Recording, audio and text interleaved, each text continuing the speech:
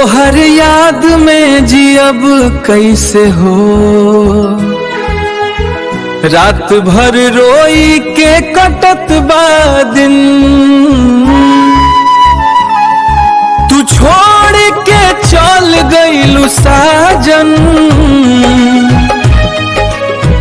टूट गइल दिल के हर एक चिन्ह।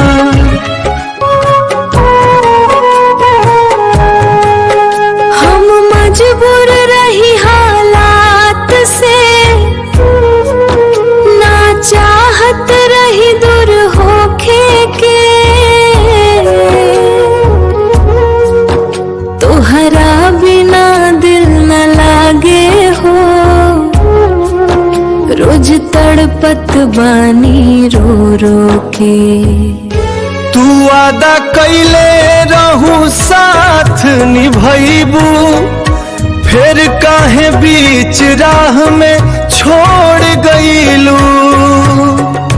हम त जान दे देत रही तोहरा खातिर, तू दूसरा के होके तोड़ गईलू।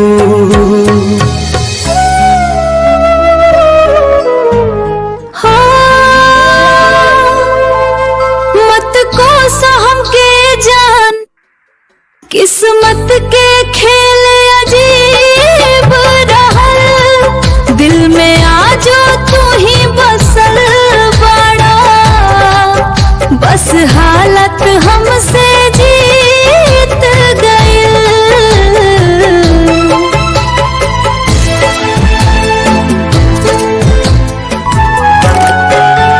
टूटल दिल के आवाज सुना, अब त लौटिया सजनवा।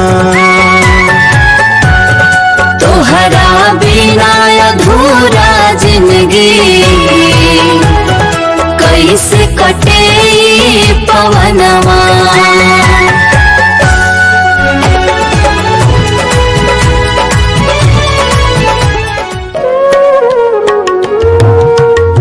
अब न कोई सहारा बा, न केहू अपना लागेला।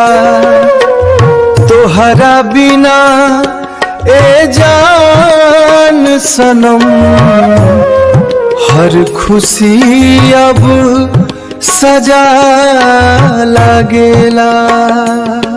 कासो समय पीछे लौट जाई, फिर से हम तोहार हो जाई।